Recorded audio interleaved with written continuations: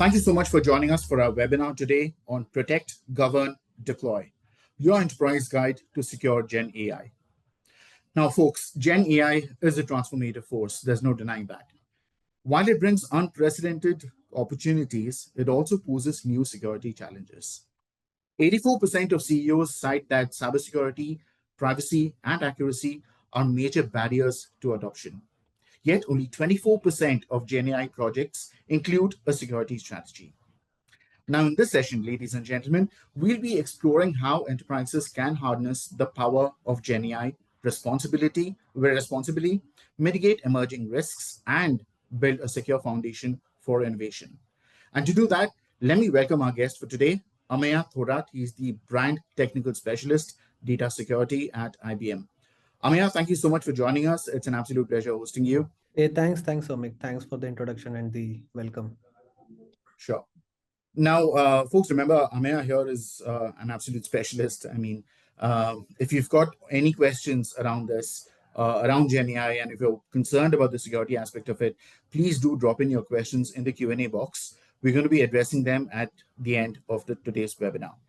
We also want this webinar to be highly interactive, so we're going to have a set of poll questions. We want to get a read of how you view GenAI, what are some of the challenges that you encounter, and we are going to tailor our conversation accordingly. That said, Ameya, I'll hand it over to you. Go ahead, please. So thanks everyone for joining this session. So I'll be taking you through the AI security journey, how AI security should be looked at, and what are the things organizations typically should consider as a part of deploying AI security. But before that, before security actually comes into play, there is a complete AI deployment which organization needs to be take care of, and there are a lot of complexities in doing the deployment. For example, there has to be a lot of planning to deploy the AI, and the use case definition, that for what use cases AI is required to be deployed. Then the planning part comes in, that which AI platform is suitable for a specific use case, what type of AI libraries or LLM libraries are required to be deployed as part of the overall AI deployment, right? And similarly, we also need to consider that how we are going to put guardrails and govern the AI models. Okay, so this is the part of the planning which comes into while deploying AI. Okay, while doing that, we also have there are certain challenges with respect to securing the AI. One is that the typical discussion which we are having with various clients whom we are meeting is that currently there is lack of visibility of what AI assets are being deployed. If, let's say, some organizations are deploying one or two generative AI use cases, okay, in the backend there is a lot of integrations which are done. There is an LLM model which is being used, there is an ML engine which is being used, there is a front-end application which is being used. In the backend there is a vector DBs which are being used to from where the data sets are being pulled into the LLM model, and on top of that there are some embeddings, right? So typically the first challenge is that the visibility of the AI deployment and the AI assets. Okay, then also the challenge is that what data is typically used to train the model, right? If there is a RAG kind of a use case, right, or agentic AI kind of a use case which talks to multiple data sets or data sources, it becomes very difficult to understand that what kind of data is being exposed to this LLM model. Does it contain some sensitive information? Does it contain some private information which is not supposed to go into this AI model, right? The question also comes about how the overall posture of the AI deployment is measured, right? Because today there are a lot of open AI platforms, like organizations can deploy ML models, LLMs from Hugging Face. There are, or GitHub, right? There are open repositories, libraries which are available on such platforms, from which organizations can download the LLM models or ML's code repositories, and they can run in their environment. But the question is that, are these are these libraries secure, right? Is this open source code which an organization is using, is it secure, right? So this is the challenge where the visibility into such assets is not there. And also to ensure the governance, whether the AI models which are deployed, are they compliance, from the risk management point of view, or if there is a specific compliance requirement from organization to organization, how that compliance, will compliance part organizations are taking care of, right? So these are the some challenges what we have understood, or we have gathered from our discussions within the industry.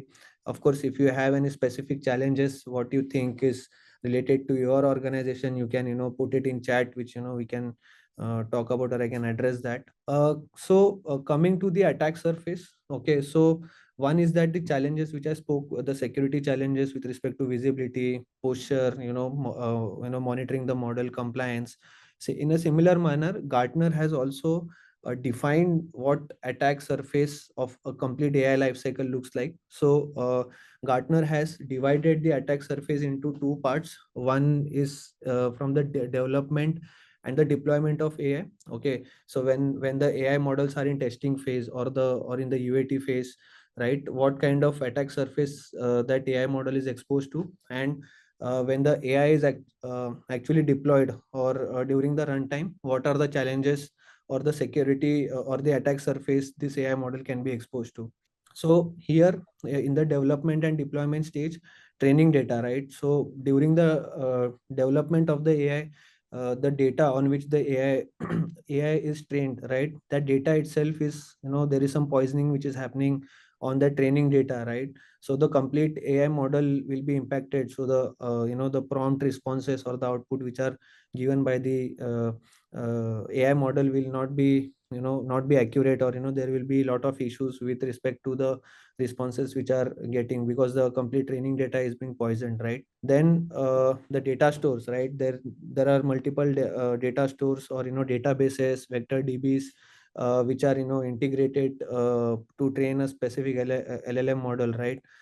So to ensure that the data protection on this data sources are protected, there is a defined access control, right? And there is a proper discovery of sensitive data is, which is done on the data store, is also required, to reduce the attack surface.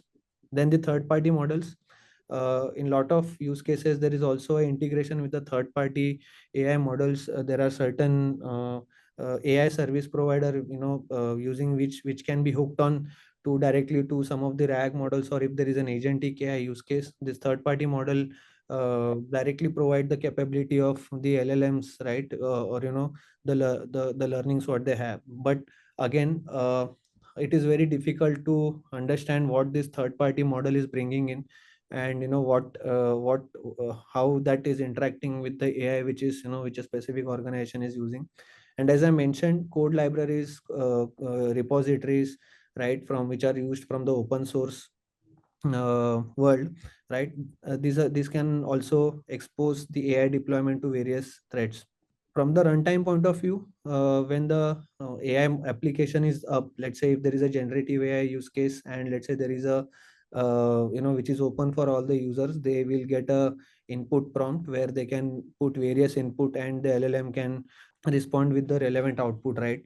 But what if this input prompt is used for some purpose, like if there is a sensitive information which is part of the input prompt, which is going to the LLM model, and LLM model is also giving some sensitive information or personally identified information as an output. Or what if there is a code injection kind of an attack? Let's say if the queries come for a specific script, right? Or to access the ML model or LLM model, what if the generative AI response also provides that code repository, right?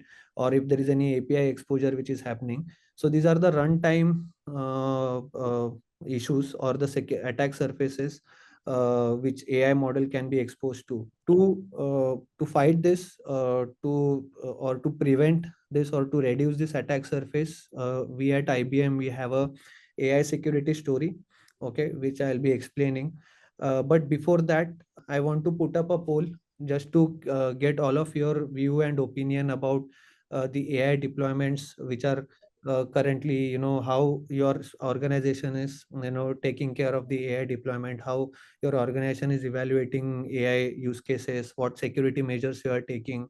So there will be a poll coming up now. Sure. Team, we'll have the first poll question come up. And Amaya, I think that was really good when a good job at context setting out there. And we'll just get to that why. So the first poll, is your organization using any form of AI, or do they have a roadmap to deploy AI? Yes, no, we are evaluating AI. We are testing AI projects, or the last option, we have deployed multiple AI projects in our organization. Give us your answers with this, and that can give us a proper idea of where we stand with respect to AI deployments. And Amya, yeah, you hit the nail on its head. CISOs, on one hand, they don't want to be seen as the guy that says no, so they have to open up open AI resources for their employees. At the same time, there's a real and present threat with OpenAI uh, abuse and misuse and frauds resulting from it. Right. Okay, I think we would have gathered enough responses. Team, can we close the poll and can we bring up the results, please? We are evaluating AI. That takes the lion's share, just a little less than half of our audience. We have 27% of the audience that says yes, we already have a roadmap, 8% saying no, and we have 8% also saying that they've already deployed multiple AI projects in their organization. Thank you for that. All right, can we close the poll? Amaya, is this in line with what you've experienced with your customers at IBM? Yes, so when the interactions which we are having, there are a lot of evaluations going on for variety of use cases with respect to AI, Gen AI, RAG use cases or agentic AI. So I think the poll output that 46% are still evaluating. That is most of the clients where the journey is, and also clients who have said yes. I think they are doing a better job of deploying their AI. So yes, the results are probably in line with what we typically see in our engagements as well. All right. Okay, time for a second poll question as well. Team, can we have the second poll for our audience here? Okay, so what challenges are you facing? So we have had quite a few participants who said that yes, we've already deployed. Some are saying that they already have 8% of them are saying we already have multiple AI projects. We want to know what are those pain points. Is it visibility of AI assets, identification of AI assets, threat visibility, attack surface is unknown, single pane of glass for visibility. We don't know where our AI assets are deployed, all of the above, or I don't know if I have any of these challenges. Okay, we'll wait for the audience to chip in with their answers. But then I have a quick question on this, Amaya. Are you looking at visibility and identification when it comes to AI assets differently? If you could just tell me very briefly how so. Yes, so basically, in our organization where there are lot of inventory is there, right? So it becomes very difficult to segregate which is my AI inventory and which is my infra inventory, which is my, let's say if there is a cloud, what is my PaaS inventory. So here we want to focus only on AI visibility, and that is where we think the struggle is. So yes, so first step to start the AI security journey is the visibility of AI assets, and that is one of the challenge which we are also seeing. Okay, let's see what our audience thinks. 40%, all of the above. So, yeah, it's a combination of all these factors: visibility, identification, threat visibility, attack surface is unknown. And we know for a fact that the attack surface is always growing. So, it's not a finite area that you have to monitor. Again, in line with what you've seen, Amaya? Yes, yes, absolutely. So all of the above is the right answer, because starting with the visibility, but it doesn't stop there, right? So the threat attack surface is not known most of the time. There is no single pane of glass which is available. Yeah. uh, don't know where my AI assets are, because organization today mostly are on all three clouds, right? Azure, GCP, AWS. So it becomes very difficult to identify that as well. But yeah, in line, all the answers are in line, with what I'm going to cover next. Yeah. Okay, we had the first two polls and they gave us pretty good insights. Time for a third poll. Team, can we bring up the third poll question for our audience here as well? What kind of AI projects is your organization evaluating or deploying at this point in time? Traditional LLM and ML models, generative AI, RAG, RAG, or agentic AI? And let's see what audience thinks out here. And I mean, yeah, again, going back to the previous point, as if CISOs were not having a hard enough problem with shadow IT and shadow devices. Now we have shadow AI as well. And that is something that worries a lot of people that I've spoken to. Absolutely.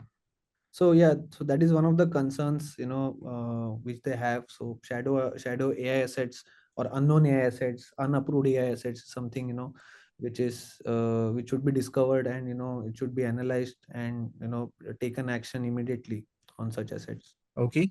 All right, team. Can we close the poll and show the results for everyone here, please? All right. So again, generative AI, 52%. Land share goes to generative AI. And then we have traditional LLM and followed by agentic AI. Interestingly, RAG or retrieval augmented generation had absolutely zero. I mean, any specific reason for that? Or is this Uh, specific only to the Indian enterprise? Mostly, the RAG can also be part of the agentic AI use cases. So that is one of the reason probably, or of this output. Okay. We have got another poll coming up. That's poll four. All right, team. Can we have a look at poll four, please? Is there any specific AI service provider used by your organization to deploy AI? We've got the three biggies out here: AWS, Azure, or GCP. And folks, we just want to remind you, please keep those audience questions coming in. We would really want to have them addressed. I know there's a lot of doubts you have in your mind, especially since a lot of us are figuring out strategies. Now would be a great time to share those concerns or those challenges or questions with us. And I think we've already got one. Thank you, Anish, for your question. We're going to be taking this at the end. All right. Can we have poll four, please, team? Okay, team four, the poll results are done. Can we have the next poll, please? So AWS Azure, again, 44% takes the cake, which is again pretty similar to what we see in the Indian enterprise. Okay, now time for poll five. Can we have the fifth poll, please? What security measures are you taking in your organization for the complete AI lifecycle? Are you evaluating security tools and products, testing AI security tools and products, or you're in the advanced stage of identifying AI security use cases, or is it simply too early for you to think about AI security at this point in time? What's your guess, Amia? Which one do you think is going to get the majority out here? So currently, evaluating security tools and products, I would say, because the engagements we are having, the clients are in journey of evaluating and understanding the use cases, and simultaneously they are also evaluating tools and products, basically. Okay. Can we close the poll and show the results here, please? Yeah, 47%. Too early to think about AI security. That's a bit of a surprise to me, Amaya. How do you see this? Yeah, I think uh, surprising to see, but also at the same time, what I would advise, I mean, what we typically recommend is to at least start, the journey of understanding the AI security use cases. Might not be the tool and product part, but at least what are the use cases, and the identification and evaluation of those use cases should be, started, is what I would say. Right. Okay. We have the last poll coming in for you, Mr. Wagle. There's only one more poll question that you'll have to go through. And that's going to be, yeah, the poll six. Who are the relevant stakeholders in your organization who are taking care of deploying secure AI? Is it the CIO, the CTO, or the CISO? In this question, if you think that if there is any other role which is fitting in, probably you can put it in the chat window so that we can check that. Yeah. You may not be able to chat with us directly, so you can use the Q&A window as well. Okay, so fair enough, CIO, CTO, or CISO. Team, can we close the poll and bring up the results for poll six, please? It's the CTO, followed by the CIO, and then comes, I mean, followed by the CISO, and then comes the CIO. Again, in line with what you've experienced in the India enterprise, Amaya? Yes. So the sponsorer, mostly is from the CTO side or the CIO side. So that is what I have also observed in my Mhm. discussion. Ravi comes up with a possible explanation. So Ravi here says AI security has not been explained, and that is why it is too early to evaluate security. Great point, actually, there, Ravi. And Ravi, to make this easier for you, this is going to be one of our core focus areas in this webinar. We are going to try and explain more on AI security. But thanks for sharing that observation with us. Amaya, go ahead, please. Okay, so thanks everyone for responding to the poll questions. So moving on. So far we saw the typical what are the things or checklist we need to take care from the deploying the AI point of AI in the organization. What are the challenges typically which are being faced to secure any AI environment, and what are the what are the attack surfaces which can be there, probable attack surfaces for a typical AI. So in line with that, IBM also has a story to secure the AI, which starts from securing the data itself, right? Whenever clients today start the AI security journey, they directly start from securing the AI, which is very valid, and which has to be there. But also taking one step back, clients should also look at securing the vector databases or the data sets on which the AI application or the AI model or the LLM model is being trained, right? So IBM starts from securing this databases, right? Securing access to the database, and whether it is a traditional database, whether it is a vector DB, we can manage and monitor the activities of the data. We can discover, we also can do the discover and classification of sensitive information or any such data which is stored on the vector databases, uh, and the any traditional database what are being used, right? So this gives the visibility. This ensures that the databases or the data stores are secure before the models are actually before it is consumed by LLM models for development and training the model purpose, right? So secure the data, first part. Then securing the model. Okay, so once the model, when the model is being built, right? One is that there are a lot of different AI LLM models might be in use, right? It might be something on Azure, something on AWS. It can be some open source libraries, open source LLM models, which are or ML models which are being downloaded from Hugging Face or GitHub, right? Which are open source. And with that, the challenge comes in that whether these specific models are secure for my organization or not. Are they securely configured? Do they have any vulnerabilities? Okay, is there any vulnerability which can be exploited? So securing the model becomes a second important thing when we consider securing the AI. And once the model is secured, the model is built following the security best practices, security standards. Then comes the usage part, when the model is actually live or the AI application is actually live, right? At that time, there has to be a control in place which will actually uh, you know uh, inspect all the input and output which are coming from the end users to the LLM model, right? And the LLM model who is responding to a specific prompt should not be directly exposed, or there has to be a layer in between to basically inspect that, or to analyze what input is coming in and what output is going on. So that is how we secure the usage as well, right? On top of that, the infra part, right? Let's say if there are certain PaaS services which are being used. Let's say if there is an AWS S3 bucket is being used, or for where there are certain documents which are stored, or it is being integrated with the ML model, or it is being used to store some data. So that is also something which is required to be inspected and understood, whether it is securely configured, does it have any vulnerability or not.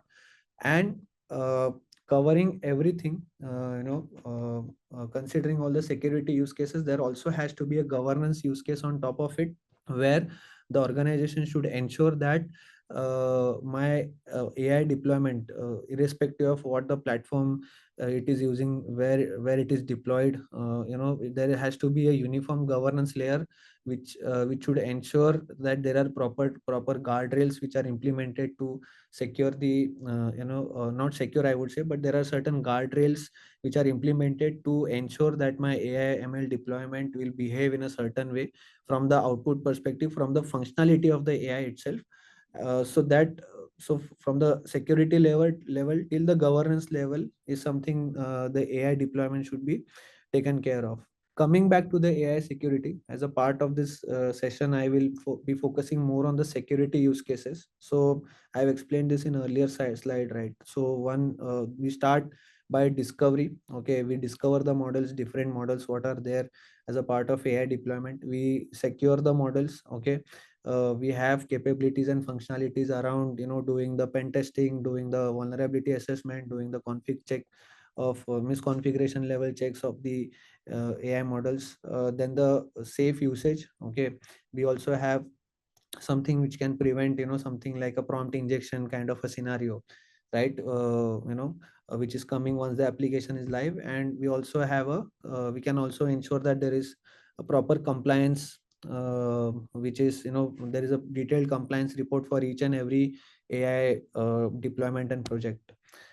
So right from the visibility, okay, starting from the visibility, this is a screenshot of the dashboard. I'll be showing it in the demo which I have subsequently. So we cover AI inventory, detailed AI inventory, and we categorize in a different buckets. It can be PaaS inventory, it can be software inventory, it can be agentic AI inventory, right? It can be data stores and data sets. So we can discover all the inventory, and we can, categorize the inventory and give a visibility. Then talking about security posture, we have an option where we can scan the complete inventory, and and we can perform different tests. Okay, with respect to the vulnerability scanning, the misconfiguration scanning.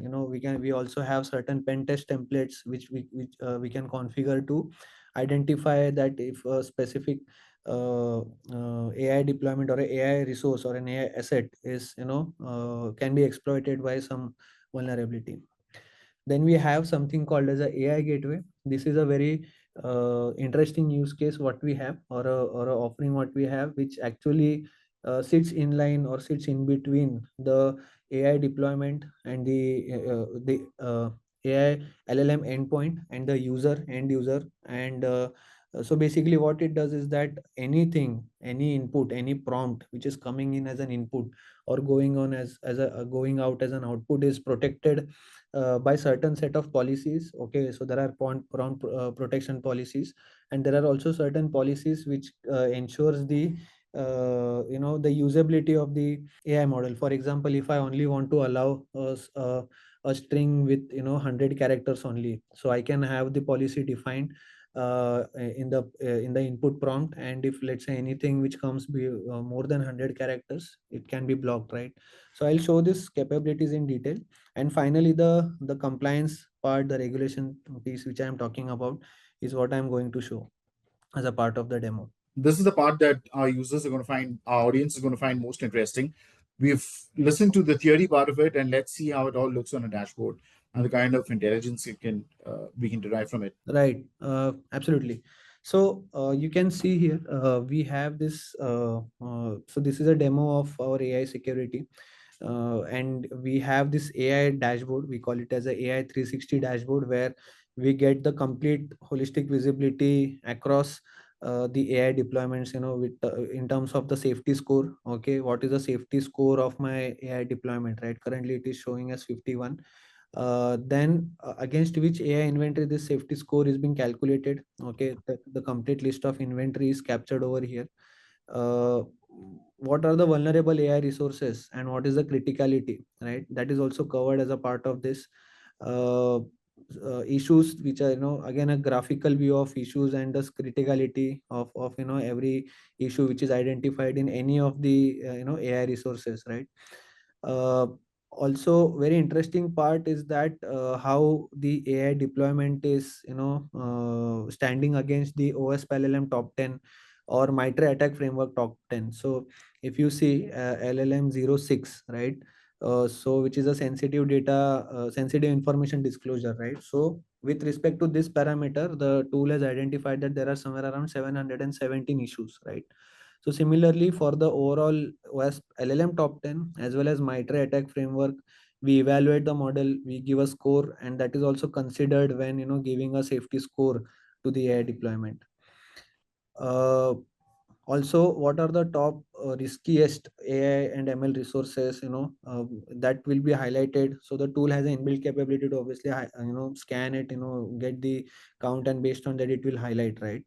Um what is the generative AI activity, which is what level of activities, how much activity is happening on this Gen AI is being captured over here. This is with respect to the AI inventory, that on different inventory what is the activity happening. So let's say AI software, there is a 50 sessions, or so how many inventory basically is what this dashboard is capturing, right? So this is the dashboard part. And if I have to go one level detailed to explain the inventory, so this is how the inventory dashboard looks like. The flexibility what we have is that we can segregate this inventory based on the organization. So for example, let's say if one group company has several organizations under them, so that can be segregated over here. So as a part of this demo, you can see that these are the default, some of the organizations which are created. So for example, AI security is one organization. So if I click on AI security, it will only show me that particular inventory. I will not be able to see any other inventory, right? And under that AI security, there are projects, right? So the AI use cases or the AI projects can also be segregated, and the inventory can also be identified or categorized under each project, right? So if I click AI security under uh, yeah, so this is the overall inventory what we have. Okay, you can see what is the past inventory which is being used. So Azure blob storage is there, file storage is being used, right? What are the AI model which are used? So OpenAI ML and AI models are used, right? What are the code repositories which are being used? What libraries, AI libraries which are being used, right? So you can see here there is a library downloaded from Hugging Face, right? Uh, or there is a plotly.py library is also there. Multiple things can be used to prepare one AI use case, right? Agentic AI, which agentic AI is being used, right? So all the inventory is being captured, and the main beauty of this is that if let's say if I click on this specific inventory, you can see the status of unreviewed, right? So what it does basically is that whatever discovery it does, okay, it gives you an option whether after the discovery does organization wants to review this, or it has to be directly in approved stage.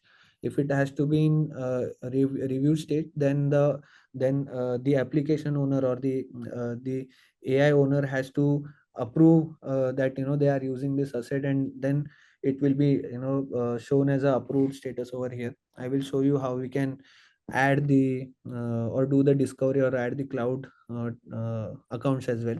So to do this discovery, we have various options to do the discovery of AI assets. One is that by integrating the cloud tenant. Okay, so once we onboard a specific cloud tenant, for example, currently Azure is there, GCP is there, and IBM. Let's say if I want to add one more account, I have to click over here. I need to select the service provider, and there are certain details or prerequisites which are required over here. Okay, either you can add manually, okay, or there are certain scripts which can be run on the cloud side.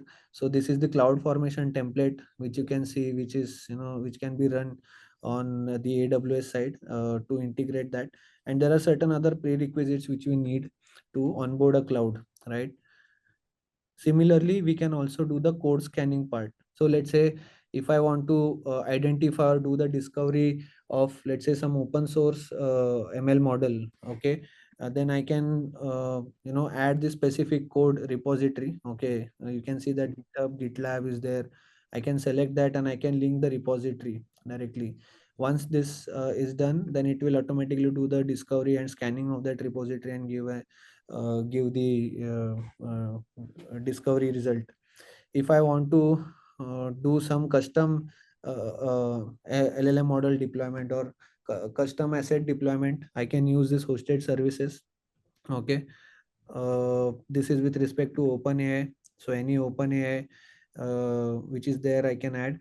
I also have an option to add resources manually. Okay, so I have an option to choose here what I want to add, right? Whether it is an LLM endpoint, whether it is an AI model or a library, right? So if I select LLM endpoint, it will ask me certain details, which service provider it is there, right? Whether it is a custom LLM endpoint, I can select that. Then accordingly, I have to give some more inputs, some prerequisites, right? We need to define the JSON path, or the API configuration is something which we need to do. Basis we can do the onboarding, right? So this is the onboarding part. Once we do the onboarding, once we do the onboarding successfully, we also have a discovery policy, right? So in the discovery policy, you can see here, right, whatever inventory you are able to see AI services. So there is a discovery template for this to discover the AI services, right? So if I enable this, then it will scan for all the AI services running, right? And I can define that what status I have to give after the initial scan is complete, whether I want to approve all the AI services in that particular cloud account, or I want my organization to review review that particular AI services. Depending on that, you can choose the option. And there is also one more template of recurring scan. So let's say once in the initial scan you approve all the AI assets, but in the recurring scan you want that any new AI asset which are being identified is required to be reviewed, then accordingly also you can set the policy over here. You can either review, approve, or reject, right? So that is the level of granularity in which we go into when we do the inventory discovery, right? Similarly for AI software, and you can see here there are vector databases also. So we identify the vector databases. There are other data sets which are there. So we cover the end-to-end AI landscape and we do the discovery part. Coming to the shadow AI part, initially I explained, right, whatever in the initial scan, either I can approve, and that will be my approved state, but any incremental scan which is happening, that can be also flagged as a shadow AI. So anything under review can be put over here, and you can also see the various parameters. Are there any incident related to this AI asset, or is there any issue with this specific AI asset? And you can resolve this issue, and then you can add it as a part of your AI complete AI inventory, or you can remove if that is not required. Question, Amaya. I mean, when you're looking at, has there been any incident with this particular resource? How do you check for that? I mean, what are you scanning to check for past instances? Yeah, sure. So I'm about to explain that. So once we do the detailed inventory discovery, we have this AI security posture management module where we actually do the checks. So Somik, what you asked, right? So if I want to identify in a specific AI asset, if there is any vulnerability or any misconfiguration, right? Or if there is a pen test which is performed, and according to that pen test, there is a exposure which is possible, right? So all that activity is done in this AI SPM dashboard. Okay, so you can see here, right? So there are certain CVE findings which are there. What assets this particular CVE, how many assets are exposed to this particular CVE. Similarly, misconfiguration, what are the misconfigurations are there, and how many assets are exposed to specific misconfiguration. And the interesting part is this pen testing, right? So let's say let's choose prompt injection. Yeah, so you can see, right, model. So open AI API key, right? So this particular AI endpoint or resources, can there is a possibility of prompt injection on this. So there is no control which is implemented, or there is a requirement to put up a control, right? Similarly, you can see that currently it is unresolved, but if we want to change the status, we can manually either remediate it, or we also have an option to create an incident. So let's say if I want to, create a incident or a ticket and inform my security team that, or my AI team that, okay, there is some issue with this particular asset, open AI API key, which is an LLM, then please, take some action, right? So for that I can create an incident over here, and I can then track that and close it. Similarly, we have this CVE vulnerability finding. Okay, so this is as a part of this CVE scan. You can see that there are certain code repositories, Python script, which is flagged as vulnerable. Okay, then again the criticality score is there. If I want to see details, I can see that. Right. So this is a complete details of this particular vulnerability, under which only this particular resource as of now is affected by this vulnerability. Here also you can take an action that, whether I want to remediate it here itself, I want to ignore this, I want to assign it to someone, and I need to create an incident, or create a ticket for this. So all the details are there. What is the name of the CV? What is the vector, right? All the parameters are captured over here. Now talking about policies in AI SPM. So these are the different policies, or the methods which are integrated, against which the scanning is being done, right? So if I want to, let's say, scan AWS environment, I can select this AWS, AI security best practice template, and I can enable this. So there are somewhere around 20 built-in policies in this, against which the scanning can be done, and the all the vulnerabilities and misconfigurations can be identified using this particular policy, right? Similarly, we also have a different template for Jupyter Notebook. Okay, Mhm. right. Coming to the pen test part, again, pen test is also a policy driven approach, or a templatized approach what we have. So let's say if I want to add a new scan, it will give me two options. Either I can add a scan depending on the specific test which I want to run, and then I can select the endpoint or the resources, or I can select the resource first, and then I can assign it with a template, right? So these are all the list of assets which are already integrated. If I select this particular resource, I will be asked to select a template, right? Here you can see that, there are some by default templates which are there. Okay, there is a bullying only template, there is a OS top 10 template, right? There are some certain test templates which are being created, right? And also it does not stop there, we can add some custom test scenarios, right, which are, which the organization thinks should be part of the overall template, right? So if I select this prompt injection, I can click on proceed. I need to just give a description, and that's it. That is how simple it is to actually create the scan and, do the pen testing on the AI resources, right? Coming to the compliance part, yeah. So these are the various compliance policies we have, and, against which we evaluate or, scan the AI deployment. So for example, if I want to check whether whether any of my organization is complying with NIST framework, I can do that. Okay, so it will not allow me to log in. So there is a scan which is being done earlier. Okay, uh, Okay. and it is showing that the audit health is on path, is on track, right? Right. Which means that whatever requirements are there, you can see that there are 117 requirements for as a part of NIST framework, and it is catering to all the requirements, right? So it is currently on track. There is no issue with the NIST framework. But if you see over here that, for EU Act, there is it is overdue, right? And which project it is talking about? It is talking about default, okay, project is AI for productivity. So this AI for productivity project is not okay. I have opened the wrong one. Yeah. So this is a default project which is overdue and it is not complying currently with the EU Act, right? So this detailed compliance reports can be identified, and this is a complete heat map which the tool creates, that which organization is complying to which act, and what is the percentage, right?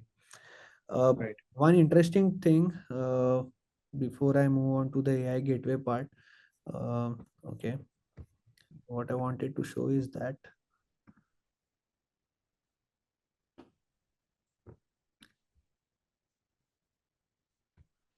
so there are some as a part of this pen testing, we also get some reports. Okay, so I have downloaded this report just a while ago.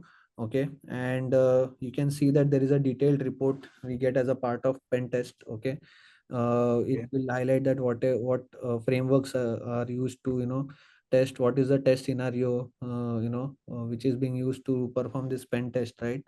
And all the description of which endpoint, on which endpoint the test has been done, what are the number of tests. Okay, so similarly this bullying test I carried some time back, and this is the output, right? So currently Mhm. 7 tests performed, and seven the result was 100%. No, none of the test failed, which means that Mhm. this particular AI set is not uh, you know exposed to this bullying framework, right? And you can see the description, what it contains, right? So this is Correct. what we have as a part of our pen testing part. I also explained the compliance, and now I will quickly show you the AI gateway capability what we have. So this is basically a gateway which sits between the user, the AI user, the end user, and the LLM endpoint, right? So it is like you can call it as a proxy layer or a gateway layer in between. So any input prompt coming in, or any output from the LLM model will be inspected by this AI gateway. It will be scanned, and based on the policies, it can be either allowed, block, or the results can be modified, right?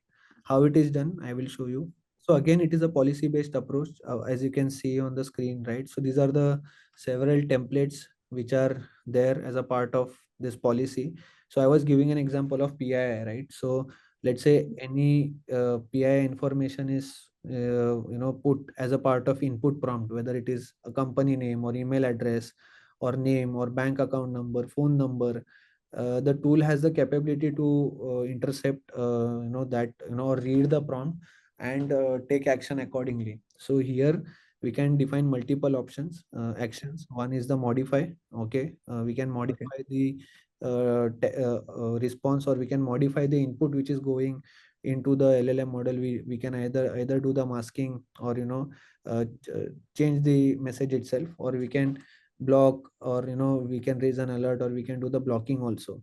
Similarly for output, if in output also this particular any of the parameter hits, like if there is an email address or a phone number or account number, then accordingly we can take action on the output it's as well, right?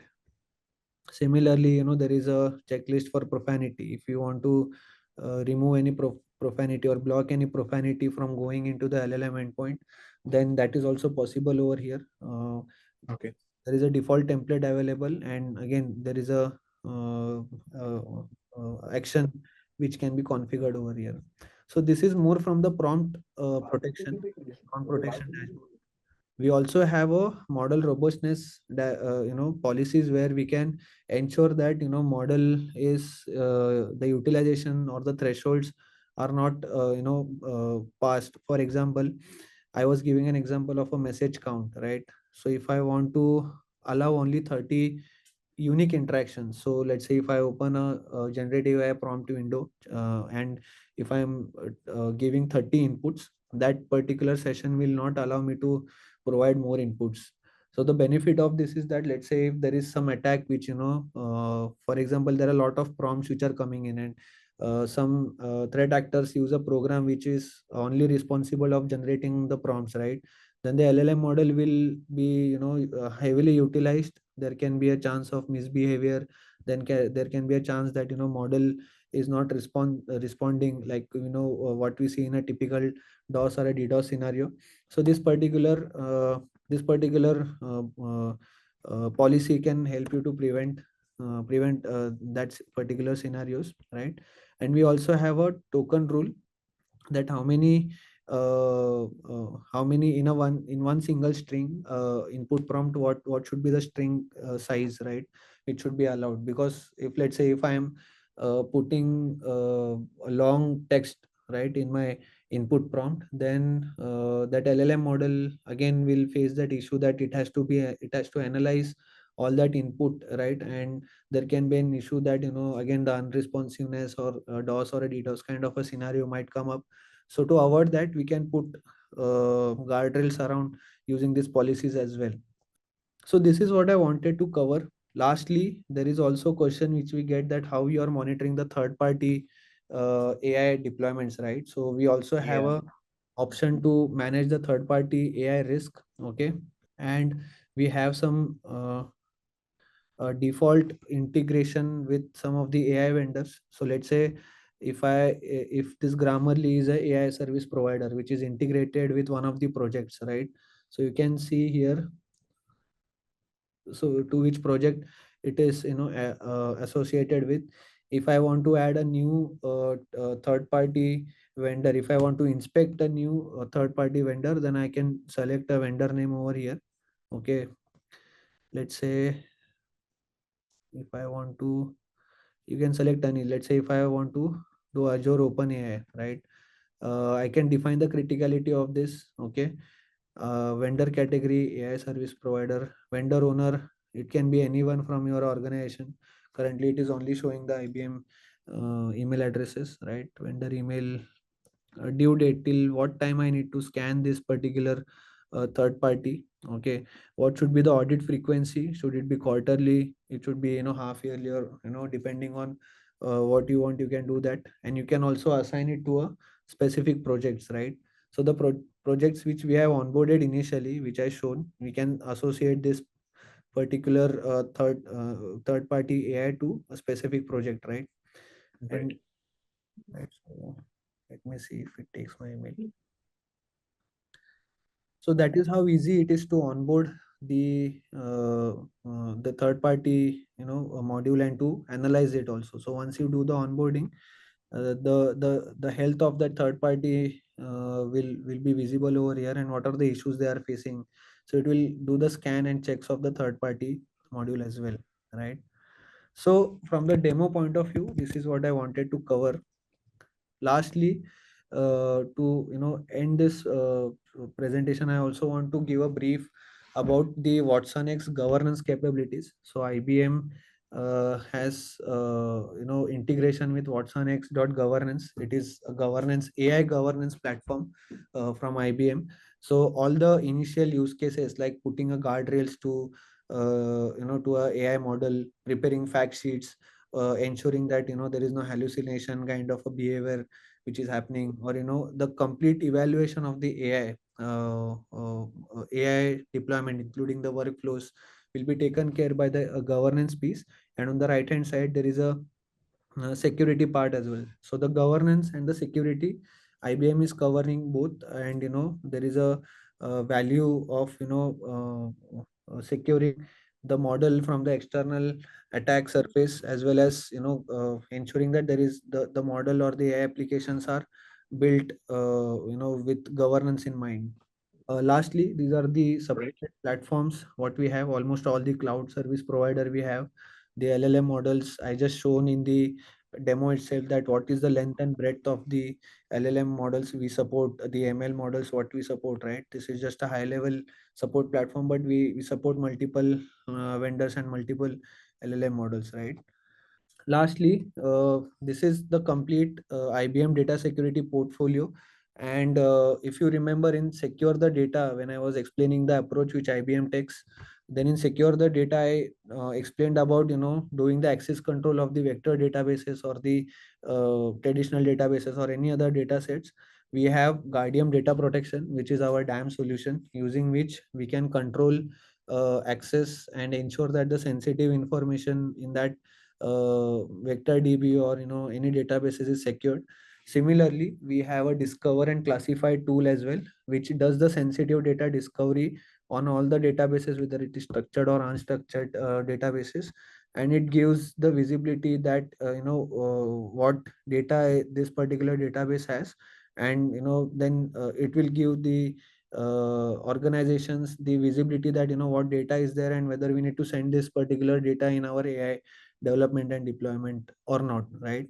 So this is what we have from the overall offering perspective. AI security is something which I just now explained, and yeah, so this is what we have, and this is how we are securing the overall helping our organizations to secure the complete AI journey or AI life cycle. So that is what Understood. I wanted to present. All right. Thank you so much for that. Amaya, we've got questions from the audience, and I want to get on them real quick. One coming from Arvind Kumar, who's saying, using Guardian AI security, is it advisable to go with open source LLM and RAG with proprietary data of the organization, especially for those who are in manufacturing? See, so the if you're going with an open source LLM model, you can do that, because let's say if there is a dependency that only this open source LLM has, then we can, that can be used. What AI security will do is that if there is any vulnerabilities are there, it will identify those vulnerabilities and help to close those vulnerabilities. And also with the help of governance, the behavior of the LLM, for example, if there is a biasness which is happening, right, or if there is any specific guardrails which are required to be defined, that can be done with the help of governance, and the security piece will be taken care by the AI security. So using the combination of both, the third party models, or can be used to where you are using your own organization data to build the AI. How to evaluate whether it is going to be safe to expose proprietary data or information? Okay, so let's say evaluation can be can be done on two things. First is that uh, when you talk about proprietary data, we can evaluate that is there any sensitive, data, or PII data which is part of that proprietary data. If yes, then does it have to be included as a part of training the AI models? That is one approach. And second thing is that the data from the business, right? So what is the use case you are trying to build on the AI, in the AI, and is that data relevant, is something which has to be taken care, or should be a call from the business, that what data is required to be pumped in. What we can help you to do is that give a visibility that okay, there is some personal information or sensitive information which is there, and then accordingly you can put the guardrails or the security policies to avoid that particular information to going in the AI training. Got it. One by Ravi, who's asking if data vector DB and LL is a local installation, can we assume less security issues? So let's say Uh, your data vector DB and LL, if they are local installations, would you be able to assume, or can you assume that they're going to give you less security issues? Not necessarily, because again there will be a functionality of the vector databases, right? And what is getting vectorized or embedded within that databases, you also need to have the visibility of that vector database as well, right? Because ultimately it is behaving as a database itself. So to do the sensitive data discovery, to do the to ensure that only authorized users are accessing that particular vector data, is has to be, those control has to be implemented. And for LLM models, we have this complete AI security portfolio. Even if it is integrated, I don't know what exact use cases Ravi is referring to, but from the use case point of view, it has to be treated as two different deployments for the AI, for the vector DB as well as for the LLMs. That is how we also look at it. We've got last question from Anish Srimali. Now, Anish has made an observation saying that development and deployment of ethical use of AI, responsible AI, needs a proper risk and governance framework, which is absolutely correct. Now, what strategies can enterprises formulate to achieve a proper benefit out of investments made on AI or Gen AI in the organization. I'm going to just tweak that a little bit and also include a factor of the responsiveness. So, Amaya, you're adding these multiple layers of security and multiple layers of governance. So, one, how can you ensure that you're able to get maximum ROI out of your deployments? And two, with these multiple layers, do they have any effect on the latency? And if IBM has been able to avoid that, how so? Yeah, so one is that to ensure responsible AI, we talk about governance. Okay, so if we whenever we deploy or develop an AI, so in the governance we help to create a complete workflow. Okay, or there are also fact sheets which are created to evaluate or plan the AI deployment. There is a granular way of doing that, and it chalks out, it gives you the blueprint basically, that how my AI deployment is going to look like. And based Okay. on that, the further model tuning happens, the deployment of the guardrail happens, right? What I was explaining before, right? So the governance is a very critical piece while deploy and develop. Yes, security also comes into picture, but if your framework itself of the AI is not in place, or if the guardrails are not properly in place, the output can be anything, right? So for one question, Correct. I can give a short descriptive answer if there is an input coming in, or I can give a lengthy answer also. So depending on what guardrails are configured in governance, what policies are defined for each use cases, the model will behave. And of course then the AI security will be on top of it, monitoring and assessing the security, assessing the attack surface, assessing the inputs and prompts and output prompts. With respect to the latency, most of the tools, whether it is governance or AI security, which I covered, it is doing the scanning part, right? So it is scanning the AI inventory. It is not doing anything inline. So it is not, causing any latency as such. But when we talk about, AI gateway, if there is a AI gateway deployed in between, then there will be a short latency induced, because it does the policy inspection. There is a separate rule orchestrator against which the inspection is done. But since it is leveraging the cloud services, there is no sizing or capacity issue as such, right?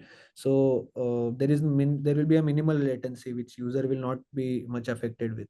All right, makes sense. Well, folks, I hope you got answers to all of the questions that you had posted.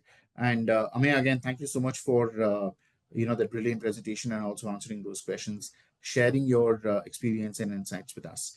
That said, this is Shomik Ghosh signing off from ETCIO. You guys have a great day ahead. Yeah. Thank you. Thanks everyone. Bye.